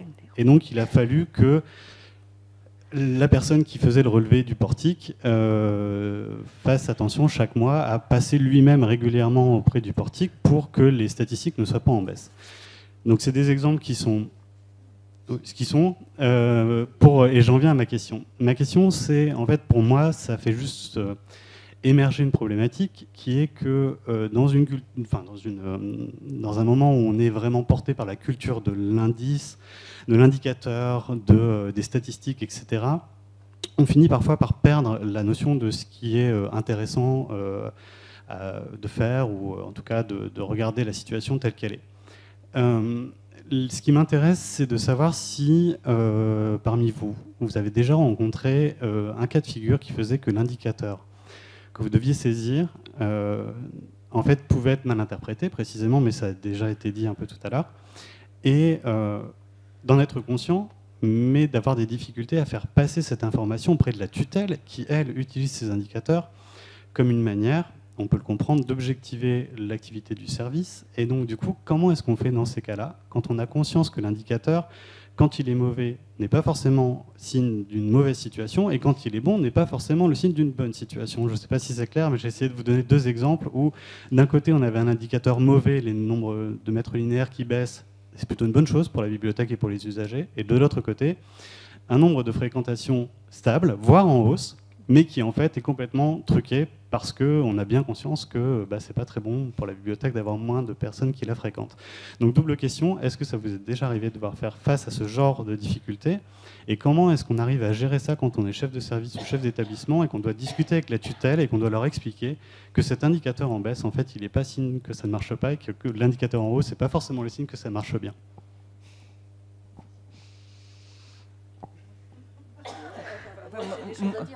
Alors, donc moi je suis pas du tout responsable d'établissement, donc je vais juste mettre ma casquette AFNOR CN468 en disant que un indicateur extrait comme ça, voilà, ça ne veut rien dire. Ce qui compte, c'est vraiment l'évolution, et donc notamment pour ce qui est de la fréquentation, un chiffre de 1 million, 200 millions, qu'est-ce que ça veut dire en fait? Ce qui compte, c'est de regarder en fait l'évolution de cet indicateur à périmètre constant. Et c'est vrai que quand on déplace les capteurs, etc., voilà, c'est pas très carré comme manière de mesurer. Et tout ce qu'on a dit jusqu'à présent, c'est les indicateurs seuls ne veulent rien dire. Et je pense qu'il faut vraiment travailler sur le sens et la valeur de la bibliothèque pour présenter des résultats qui font sens par rapport à sa propre, ses objectifs stratégiques, sa mission, etc. Mais voilà, si on est dans un discours aussi pauvre que de montrer 2 indicateurs et prendre des décisions autour de ça, voilà, je crois qu'il y a beaucoup de choses à enrichir, enfin à compléter. Mais... Alors, il y a 2 indicateurs qui baissent régulièrement en lecture publique, c'est les prêts de CD et les prêts de DVD. Donc les discothécaires, les vidéothécaires sont très inquiets, et en réalité, quand on discute avec eux, ils vont mettre en regard le nombre d'actions culturelles musicales ou le nombre de projections. Enfin voilà, ils vont mettre en place d'autres indicateurs qui permettent de dire, ok, si vous regardez ces chiffres, ça baisse, mais regardez, l'activité dans la bibliothèque, elle a évolué, c'est plus ça, on n'emprunte plus de CD parce qu'on n'a plus de lecteur de CD. Mais ça ne veut pas dire que la musique a disparu en bibliothèque. Maintenant, on prête des instruments, donc on va comptabiliser le prêt d'instruments, par exemple. Donc, encore une fois, c'est une façon de raconter ce qui se passe dans la bibliothèque. C'est une réponse qui est très locale, qui dépend de l'offre que la bibliothèque peut apporter, mais c'est une façon de contextualiser les chiffres pour dire que l'histoire, elle n'est pas juste dans la baisse du nombre de CD, elle est plus large que ça. Pour moi, je n'arrive pas à retrouver la référence. Il y a quelqu'un un Américain ou un Anglais, il faut vraiment que je le retrouve, mais là je ne l'ai pas en mémoire, qui disait que quand l'indicateur devient une fin en soi, en fait les gens ne voient plus l'action qu'ils mènent, mais juste le chiffre, et se mettent à gonfler le chiffre. Et ce que vous décrivez, c'est vraiment le pire du pire de la dérive du New Public Management, où tu perds l'idée que tu construis une action publique pour des gens, et des gens qui ont une vision extrêmement tronquée de leur action au monde, qui consisterait à faire monter un thermomètre, à faire monter un chiffre. Et donc, puissiez-vous ne pas penser qu'un indicateur peut être un jour une fin en soi, quelle que soit ensuite la manière dont on peut fixer des objectifs chiffrés. Dans un autre boîte à outils qui était bien aussi également coordonné par Cécile, moi je me souviens que j'avais fait quelque chose, arrêter, commencer, continuer, et je racontais 2 expériences où nous avons, et là j'en ai une 3e, avec le fait d'avoir délibérément ressorti les toilettes de la bibliothèque, ce qui a fait baisser mécaniquement de 20% le chiffre de fréquentation. Et je raconte 2 autres choses. C'est un jour, on a décidé, après on est revenu après le Covid sur cette décision, mais de passer la durée de prêt à 3 mois. De 3 semaines à 3 mois, qu'est-il advenu ? L'indicateur de prêt s'est effondré. Par contre, dans le récit qu'on en a fait, on a mis un indicateur de jouissance de la collection, et c'est le temps passé par la collection dans les mains d'autres, de vraies personnes, plutôt que sur nos rayonnages, a augmenté. Et l'autre, c'était sur le site web. On avait un site web extrêmement bavard, avec du blog, du machin, des choses. Donc il y avait plein de visites qui arrivaient par des moteurs de recherche sur ce site web. Et les visites duraient 2 à 3 secondes. Et de manière tout à fait délibérée, on a restreint le site web à un site d'une taille où on peut revoir l'ensemble des pages en 5 heures. C'est-à-dire, un d'entre nous a la mission, un jour de juillet, de relire tout le site pour le mettre entièrement à jour. Le nombre de visites a chuté, forcément, parce que les moteurs de recherche ne ramenaient pas. Et par contre, la durée de visite s'est accrue. Et dans une autre itération, on a repris le site web et on s'est dit que la durée de visite, pour que des gens trouvent les services les plus utilisés, était trop longue. C'est-à-dire que les gens mettent 15 à 18 secondes à arriver sur la page d'impression alors que c'était le premier service du site web. Là, on s'est mis à retravailler l'ergonomie du site, et là on a regardé les données qui nous ont dit qu'effectivement on était arrivé à un moment où les gens arrivaient à rebondir sur le site qu'ils cherchaient en moins de 5 secondes. Et donc se dire qu'un indicateur est une fin en soi, c'est s'égarer et perdre son âme. Se demander ce qu'on est en train de faire, pourquoi on est en train de le faire, et éclairer son chemin avec quelques chiffres, à cet endroit-là, tant qu'on n'abdique pas son libre arbitre, sa quête de sens, sur l'autel d'une mesure chiffrée, mais qu'on met cette mesure chiffrée au service des deux autres choses, c'est bon. C'est une des manières de percevoir le réel, ça ne le résume jamais. Et ça ne devient jamais le réel. Et ce que tu dis, Nathalie, me fait penser à une intervention que j'avais entendue ici à Lyon, quand l'IFLA était à Lyon, donc ça devait être en 2008, il y a bien longtemps, ou 2014. Bon, il y avait en tout cas des anglo-saxons qui disaient qu'il fallait vraiment distinguer des indicateurs d'activité du type de ces deux indicateurs que vous citez, d'indicateurs qu'ils appelaient éthiques en anglais, mais qui étaient vraiment co-construits et qu'il fallait, pour raconter l'histoire de la bibliothèque, on ne l'a peut-être pas assez abordé dans le livre, mais qu'il fallait aussi inventer, dégager des indicateurs qui reflètent la jouissance, comme dit Nathalie, des collections, des services et des espaces. Et donc, ce n'est pas les indicateurs de prêt, parce que le prêt, comme tu le dis dans ton article du précédent bouquin, ça veut dire des livres qui ne sont pas dispo pour les autres, mais au contraire, si on inverse le centre de gravité et qu'on fait des indicateurs qui expriment la satisfaction de l'usager, donc ça, c'est des indicateurs à construire, que nos relevés d'indicateurs nationaux ne prennent pas en compte actuellement. Mais voilà, idéalement, il faudrait aussi avoir, en regard des indicateurs d'activité de la gestion de la bibliothèque par le directeur, des indicateurs co-construits avec les usagers pour mesurer ce qui compte pour eux et en quoi ils sont satisfaits.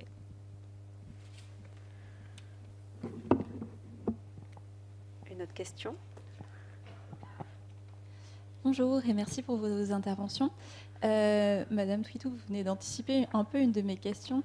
Je me demandais justement, vous évoquiez tout à l'heure les échanges qu'il y avait entre les services à l'origine des grandes enquêtes et les établissements qui pourraient avoir des demandes justement d'indicateurs pour identifier des choses. Est-ce qu'il y a des... Alors, ma première question, c'est celle-ci. Est-ce qu'il existe des échanges qui ont donné lieu à l'émergence de nouveaux indicateurs grâce à ces demandes ?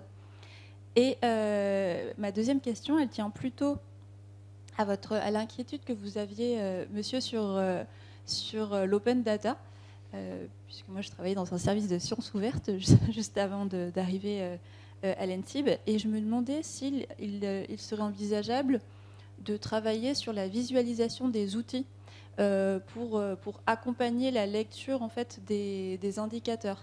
C'est-à-dire que ça me semble vraiment difficile de produire un discours complet en fait sur chaque indicateur. En revanche, est-ce qu'on pourrait retravailler les outils pour avoir une visualisation qui fasse un peu émerger une sorte de discours depuis les données brutes ?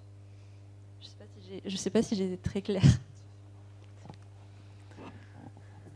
Alors sur la première question, je ne suis pas certaine de répondre correctement. C'est vrai que les indicateurs d'activité, en fait, dans les normes, on distingue l'activité, la performance et l'impact. Donc les indicateurs d'activité, effectivement, c'est les mêmes pour tous. Tout le monde sous la même toise, on mesure tout de la même façon avec le même indicateur qui est bien décrit dans la norme 2789, 11620 et 16439. Je les ai cités. Par contre, pour des indicateurs plus locaux et qui reflètent plus la satisfaction éventuellement des usagers, ce que je disais par rapport... là, c'est vrai qu'on a d'autres baromètres, d'autres formulaires, d'autres enquêtes comme l'IPQUAL, en fait, qui est en perte de vitesse, mais qui permettaient l'expression de la satisfaction des usagers avec tous les défauts qu'elle avait.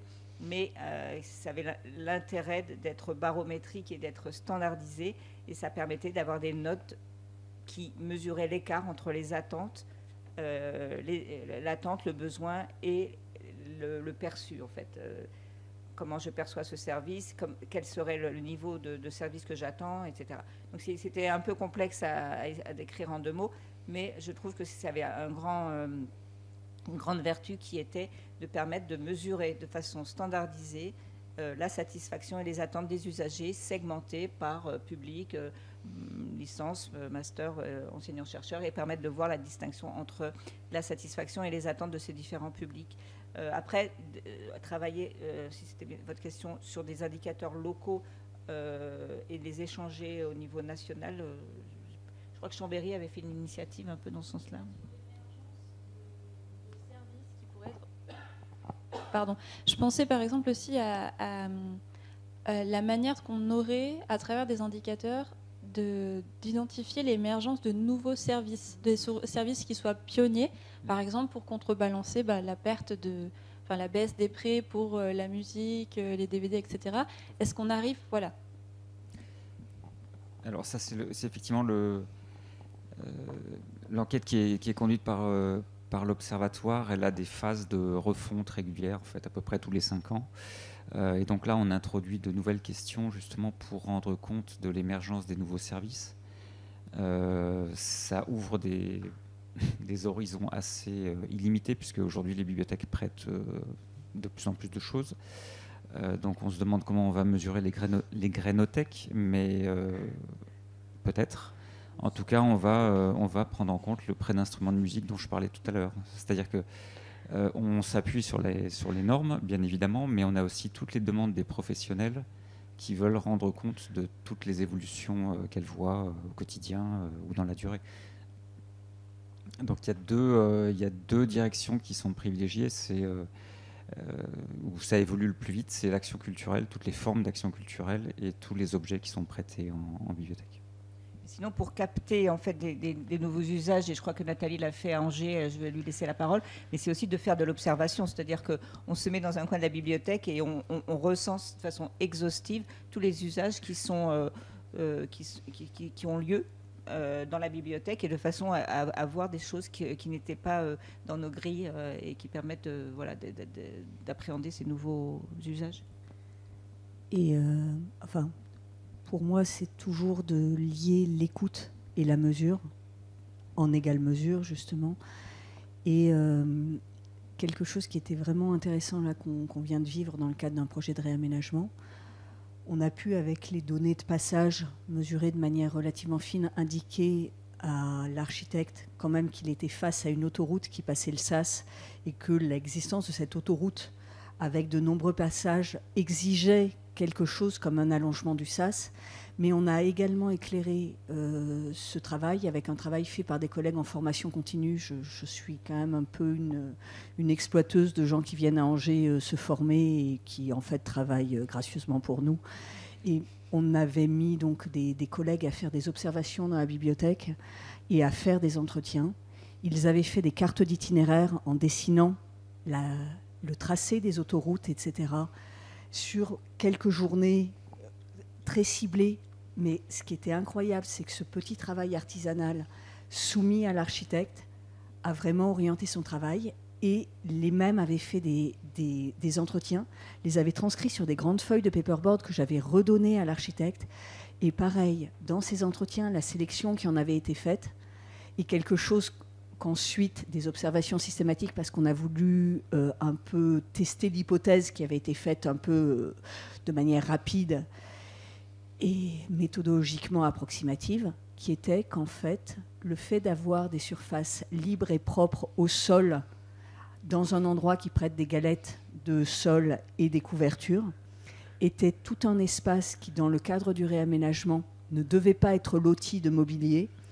Et on a pu reconfirmer sur cette hypothèse avec vraiment quelques éclairages qui ont été faits par des gens qui passaient par là, mais qui ont trouvé quand même que dans la restitution, ils étaient suffisamment étonnés par des gens qui leur ont dit à la question ouverte « Qu'est-ce que vous aimez dans cet espace ? Pourquoi vous l'avez choisi ?» qui nous avaient dit à 3 ou 4 reprises seulement un signal très faible « Moi, j'aime m'asseoir par terre », qu'on a reconfirmé. Et là, pareil, pour les choix de revêtement et pour des choix, alors qui sont des choix de pénurie, parce qu'on n'a pas de quoi s'offrir du mobilier à 2 000 € pièce, etc. Mais que mine de rien, maintenant, ça fait 4 mois qu'on est sur de l'observation systématique du nombre de gens qui ont des attitudes détendues et d'appropriation au sol, doublées par des entretiens en disant « vous vous êtes mis là par défaut » ou « vous vous êtes mis là parce que vous étiez bien ».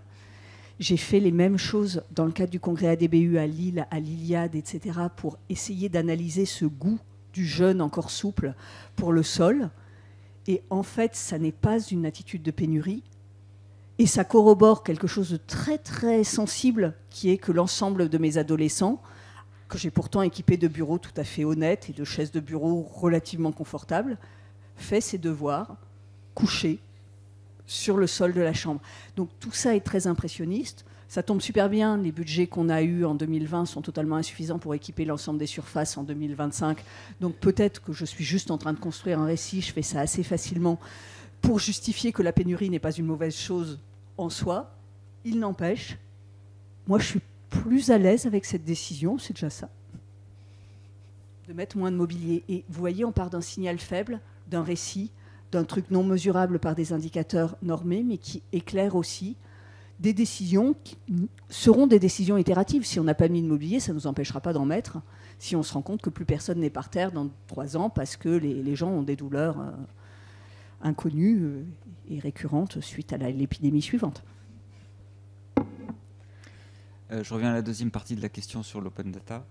Alors, il y a eu une époque où on publiait des données sous forme de tableaux à télécharger et on laissait finalement les utilisateurs s'en emparer. Je pense que cette époque, elle est révolue. Les outils actuels, ils doivent raconter les données de 2 façons, soit sous forme de cartes, ça c'est la première chose, interactive, sur laquelle on va croiser des couches de données qu'on peut mettre en rapport les unes avec les autres, y compris des données externes à la bibliothèque. Moi, je suis très attentif aux données de l'ARCEP sur la couverture fibre en France, parce que je pense que c'est un indicateur important avant d'installer une offre de ressources numériques quelque part, autant vérifier qu'on pourra y accéder. Ça, c'est l'exemple que je donne toujours, mais je pense qu'il est assez parlant. Et l'autre chose qui est attendue aujourd'hui, et heureusement les outils cartographiques le font désormais, c'est de raconter une carte, l'évolution d'une carte dans le temps. Il y a des grands outils propriétaires ou libres d'ailleurs qui sont capables de vous dire comment un territoire va évoluer à partir des couches de données que vous lui fournissez d'année en année. Et donc c'est plus des tableaux Excel ou CSV très lourds à télécharger et à manipuler qui sont attendus. Aujourd'hui, c'est vraiment la cartographie, des graphiques interactifs et si possible avec un déroulé temporel. C'est une façon de répondre à votre question, j'espère.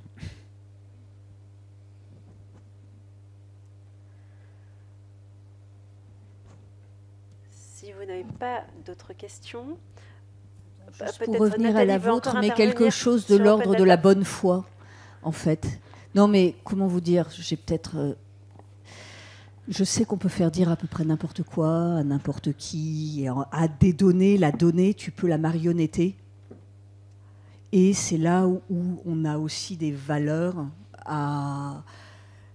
pour moi, l'honnêteté intellectuelle est quelque chose d'extrêmement important.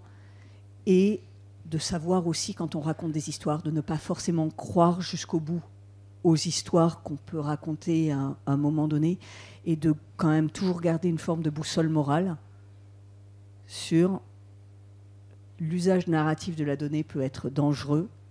Ce que vous disiez là, même sans la j'ai édulcoré, mais c'est pas la manipuler ou la biaiser. Il y a un joli mot en auré, mais il ne revient pas. Et donc, c'est vraiment quand même toujours se dire, est-ce que je suis en train de confirmer un biais parce que si non è vero è ben trovato, se méfier toujours du pouvoir narratif que l'on met. Là encore, je suis une grande partisane de ce pouvoir narratif, mais gardons toujours raison. Et pour rebondir sur la data visualisation, toujours faire attention au fait que les choix graphiques que l'on fait ne sont pas neutres. Et donc, savoir que tout regard qu'on porte sur les choses est biaisé, que l'on a toujours sans doute un discours à porter, et ne pas se croire trop soi-même, ne pas... Parfois se libérer aussi de l'envie de convaincre pour juste se recentrer sur l'envie de connaître et de comprendre. Et dans les données, on est toujours dans cette tension entre l'advocacy, le convaincre, qui va amener des comportements parfois moralement limites, et ce grand besoin de comprendre et de connaître, qui est pour moi celui qui me meut le plus. Oui, peut-être une question ou une...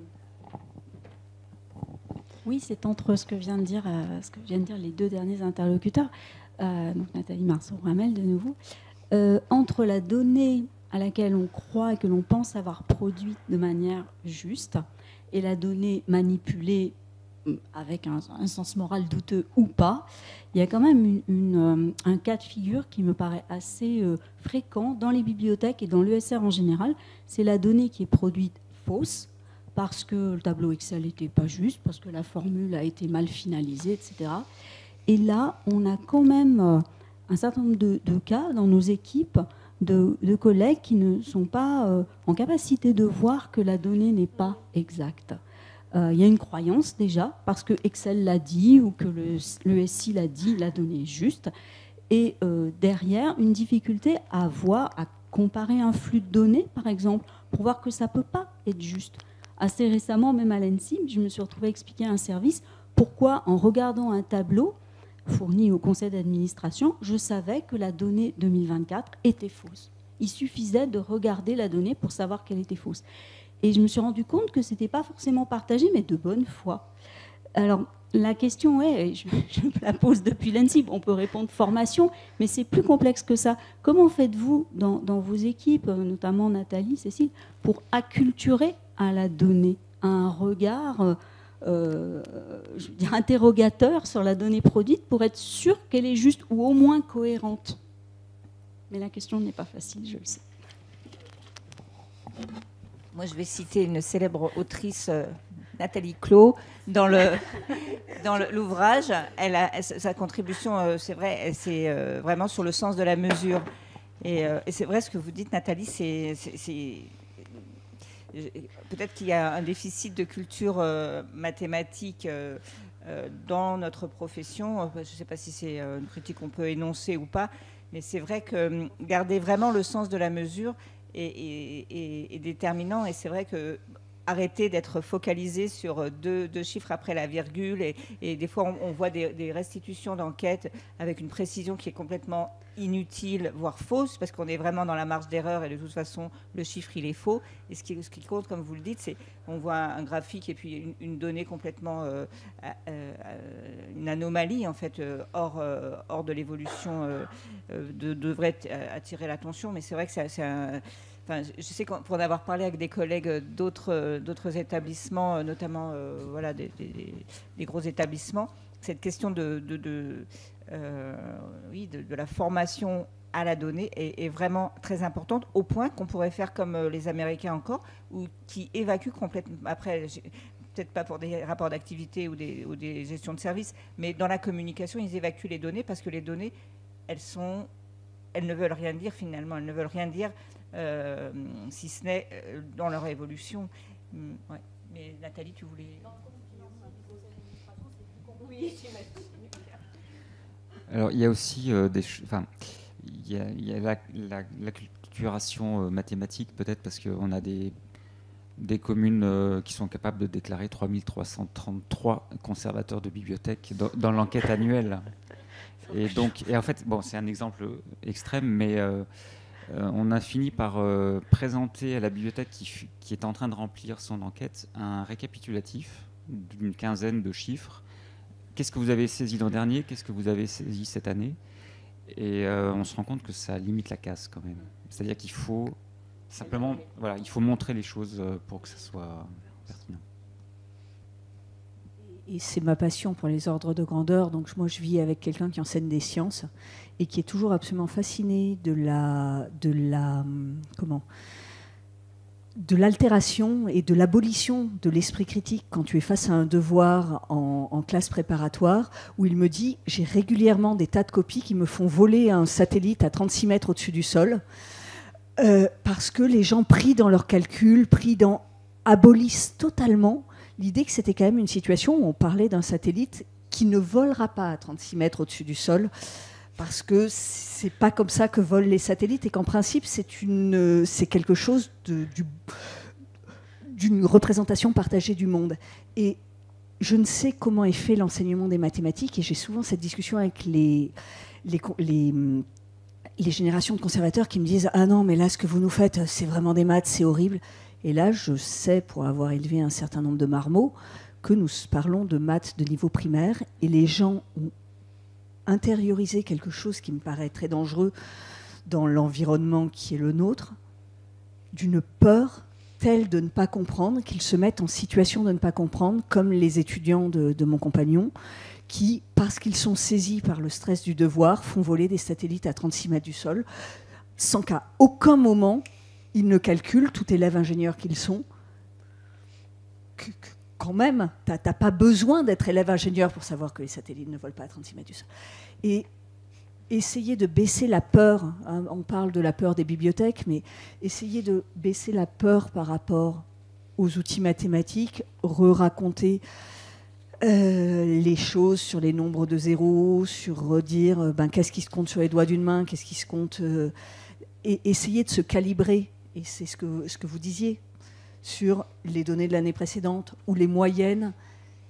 Ce qui permet à Nathalie de détecter ces choses-là et qui me permet aussi de les détecter, c'est quand tu es correctement calibré sur un ordre de grandeur, quand les choses sortent de l'ordre de grandeur, ça te fait tiquer.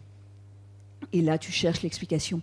Et moi, tout l'effort que je fais, en fait, si je fais cette formation à l'ENSIB, c'est que ça faisait 6 ou 7 ans que je faisais tous les ans dans mon service une causerie sur les données qu'on produisait, sur les regarder ensemble, sur essayer de les comprendre. Et à un moment donné, je me suis... tu m'as fait écrire un truc dessus, et c'est toute la force de la collection boîte à outils, et quand même, je voulais avoir ma petite chansonnette aussi pour Catherine Jackson, mais c'est cette manière d'amener des opportunités, de faire ensuite de la formation continue, de modéliser ces choses-là. Là encore, je remercie l'ENSIB parce que de faire de la formation initiale, c'est aussi une manière de faire grandir une culture professionnelle.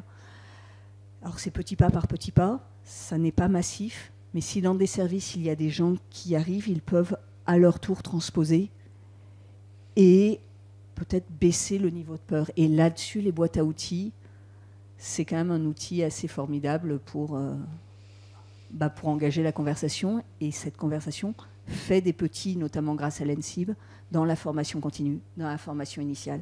Ensuite, des gens qui vont dans les services. Et que tout ça, moi, je crois beaucoup à tu prends 1, tu prends 2, tu prends 4, tu prends 8. Et très vite, ton échiquier, il a beaucoup, beaucoup de grainerie. Sinon, juste une réponse hyper rade et pâquerette. En ce moment, si vous lisez la presse, avec l'effondrement en fait, les courbes qui ramènent à une année zéro, enfin un point zéro, l'évolution d'une tendance, c'est vraiment toujours très, très pratique pour essayer de repérer les valeurs qui présentent des anomalies, parce que là, on voit qu'il y a des pics dans une courbe qui rapporte à une année zéro. Bref, voilà. On peut en discuter à la pause après. Je pense que on peut dire qu'on peut clore le débat, même si nous n'avons pas terminé. Émilie et moi avions beaucoup d'autres questions à vous poser. Mais c'est l'occasion de vous dire que l'ouvrage Compter pour raconter est aussi accessible à la bibliothèque de l'ENSIB.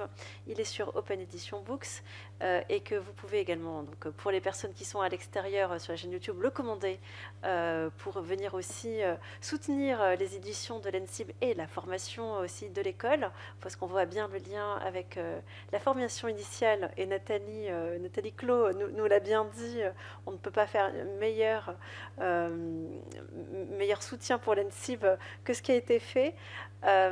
Donc si on pouvait résumer, donc on dirait que compter, c'est les chiffres, ça fait peur, c'est un risque, c'est une peine, c'est un travail, mais en fait c'est nécessaire parce que ça nous permet de mieux raconter qui on est, dans quel contexte on se situe et pourquoi on travaille et pourquoi aussi la notion de sens. Donc voilà, donc c'est un véritable plaisir de vous avoir eu aujourd'hui. Merci beaucoup pour votre présence et très bonne soirée. Merci à tous.